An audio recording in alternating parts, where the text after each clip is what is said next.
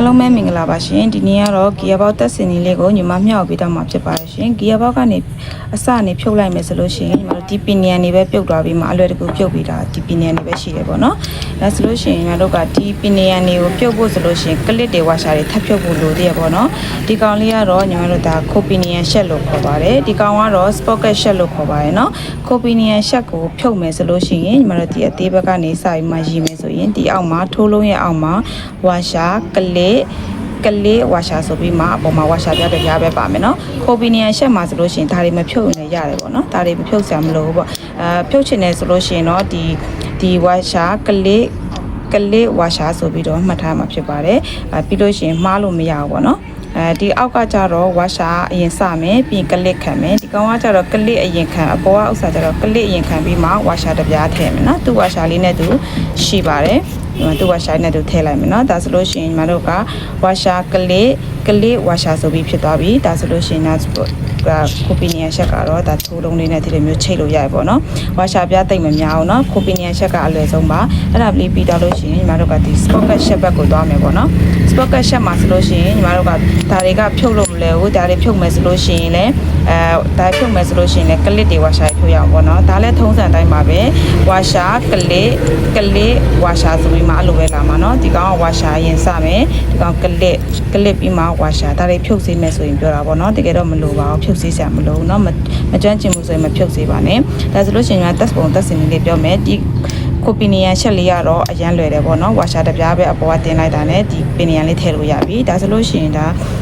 spocket ရှက်ဘက်ကိုသွားမယ် spocket ရှက်ဘက်ကိုသွားမယ်ဆိုလို့ရှိရင်ကတော့ပီနီယန်အကြီးကိုအရင်ထည့်မယ်ပီနီယန်အကြီးကိုဒီလိုခွက်ပြီးမထည့်ဒီလိုမထည့်အောင်ဒီလိုဆိုရင်ချော်နေမယ်ဒီမှာဒီလိုဆိုရင်ချော်နေမှာဖြစ်တယ်ဒီလိုချော်နေလို့ရှိရင်ဒီကောင်မချိတ်တော့ဒါဆိုရင်ဘယ်လိုထည့်ရမလဲဒီမှာဒီလိုထည့်ရမှာမဟုတ်ဘူးเนาะဒီလိုလေးပြန်ပြီးမှလန်ထည့်လိုက်မယ်ခွက်တဲ့ဘက်ကအောက်ကိုထားပြီးမှဒီကောင်ကဒီလိုလေးထည့်ဒီမှာထိုးလုံးလေးထည့်ဒီထဲမှာဘာမှမထည့်သေးเนาะဒီအောက်ဒီကြားထဲမှာဝါရှာပြရထည့်စရာမလိုเนาะဒီမှာဒါလေးထည့်လိုက်မယ်ထည့်ပြီးသွားပြီဆိုခါမှညီမတို့ကဒီမှာဒီအပြားဝါရှာပါမယ်အပြားဝါရှာပါမယ်ဒီပင်နေအကြီးနဲ့ကွက်တိလေးကြားတယ်ပေါ့เนาะသူကဒီလိုလေးလာမယ်လွေးလာမယ်အဲ့ဒါပြီးမှဒီမှာဝါရှာပြတဲ့အပြားတကြီးပါသေးတယ်เนาะဒါလေးဒီလိုထည့်မယ်ဒီလိုလေးထည့်လိုက်မယ်ပေါ့နော်အဲ့လိုလေးထည့်လိုက်မယ်နော်ဒီမှာအပြားပါတယ်ဒီမှာပင်နေအကြီးအရင်တက်လိုက်တာပေါ့နော်တက်ပြီးတော့ပြီဒါ spocket shop ကနော်ဒီလိုပဲနော်ဒီမှာနော်ဒီလိုထည့်မယ်ဒီမှာဝါရှာပြပါမယ်အထဲမှာကွင်းတကွင်းအပြားကြီးပါမယ်ပြီးရင်ဒီလိုလေးကိုင်ဝါရှာပြပြုတ်မကျတော့အောင်လို့ဒီလိုလေးကိုင်မယ်ဒီလိုလေးကိုင်မယ်ဒီအောက်မှာဝါရှာပြလေးကိုဖိထားပေးမယ်ပြီးသွားပြီဆိုမှညီမတို့ကဘာထည့်မလဲဆိုရင်ဒီမှာသူ့ရဲ့ဝါရှာပြလေးရှိတယ်သူ့ဝါရှာပြဒီမှာကလစ်ပြီးရင်ဝါရှာပြလာမယ်သူ့ဟာလေးနဲ့တော့ကွက်တီပဲကြားတယ်နော်ပိုလိုမရှိဘူးကွက်တီလေးကြားနေရမယ်ပြီးတော့ရင်ညီမတို့ဒီမှာပင်နေရထည့်မယ်ပင်နေရထည့်မယ်နော်ပင်နေရထည့်ပြီးဒီမှာထိုးလုံးလေးရှိသူကအဲ့လိုချိတ်ပြီးမှသွားတ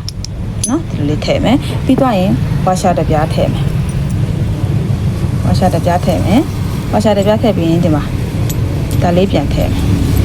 ်နော်ဒီမှာဝါရှာပြားလေးပါတယ်နော်အဲ့ထဲကိုထည့်မယ်ပြီးတော့ရင်ညီမတို့ကဘယ်လိုကင်ရမလဲဆိုရင်တော့ဒီလိုကင်ရမယ်ကွန်ထရိုလာကွာထည့်ဖို့အတွက်ဒီကောင်ဒီလိုလေးကင်ရမှာပေါ့နော်ဒီလေးကင်ရမှာဒီလိုလေးကင်ရမှာအဲ့ဒါပြီးတော့ညီမတို့ကကွန်ထရိုလာကွာအောင်ညီမတို့ကဒီမှာပင်းလေးတွေပါတယ်ပင်းပါတဲ့ဟာကိုအပေါ်မှာထားမယ်နော်အင်ဂျင်ချာနဲ့ထည့်တဲ့အခါကျရင်ဒီလိုလေးသွားမယ်ဒီလိုသွားမယ်ဒီလိုမသွားအောင်နော်ဒီလိုမသွားအောင်ဒီလိုလေးသွားမယ်ကွာလေးကိုဒီလိုသွားမယ်ပြီးမှဒီကောင်နဲ့ချိန်မယ်ဒီကောင်ဒီလိုလေးချိန်မယ်ဒီမှာနော်ဒီလိုလေးချိန်မယ်အဲ့ဒါမှပဲညီမတို့ကတွားလို့ရမှာပေါ့နော်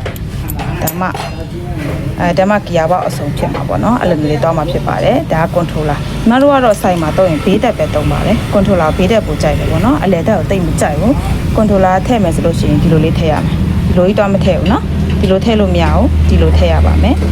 ထည့်ရမယ်ဆိုလို့ရှိရင်ညီမတို့ကခိုပီနီယန်ရှက်ကိုချိန်မယ်ပြီးရင် spocket ရှက်ဘက်ကိုချိန်ဒီလိုလေးအုပ်စုံလေးသွားမယ်တယောက်ကလည်းလက်မလွတ်နဲ့ထည့်မယ်ဆိုလို့ရှိရင်ဒီလိုအမြုံလိုက်ကလေးဒီလိုထည့်ရမှာဖြစ်တယ်ပေါ့နော်ဒါကတော့ဒါကီယာဘောက်သက်စင်လေးမျှဝေပေးတာဖြစ်ပါတယ် တန်ကို1 2 3 4ရေးမယ်ဆိုလို့ရှိရင် sprocket shape ဘက်ကဆိုလို့ရှိရင်ညီမတို့အကြီးကနေစရေးမယ်ဒီအကြီးပင်နေက1 2 3 4ဆိုပြီးတော့ပါတယ်ပေါ့နော်ဒါ4ပင်နေအသေးက4ပင်နေဖြစ်မယ်နော်sprocket shape ဘက်ကနေစရေးမယ်အောက်ကနေစရေးမယ်ပေါ့နော်ဒါ sprocket ထဲတဲ့ဖက်ပေါ့နော်အဲဆိုလို့ရှိရင်ပင်နေအကြီးက1ဖြစ်မယ်1 2 3 4ပေါ့နော်ဒါ sprocket shape ဘက်ကဆိုရင်အကြီးကနေအငယ်ကိုတွားမယ်ကြည့်သွားမယ်ပေါ့နော်1 2 3 4ပါတယ်နောက်တစ်ခုကကြတော့ညီမတို့ခုတ်ပင်နေရှက်ဘက်ကဆိုဒီအသေးရဆိုင်မယ်အသေးပင်နေက1 2 3 4ပေါ့နော်အဲ့လိုလေးလာပါတယ်နော်ဒါညီမဒီကွန်ထရိုလာကွာတွေလဲဒါအဖက်ကညီမအရင်ဗီဒီယိုတွေမှာတင်ပြီးတာဒါပြန်ပြီးတော့မျှဝေပေးတာဖြစ်တယ်ပေါ့နော်ဒါအဆုံးထိကြည့်ရှုပေးရတဲ့အားလုံးကျေးဇူးများတင်ပါရှင်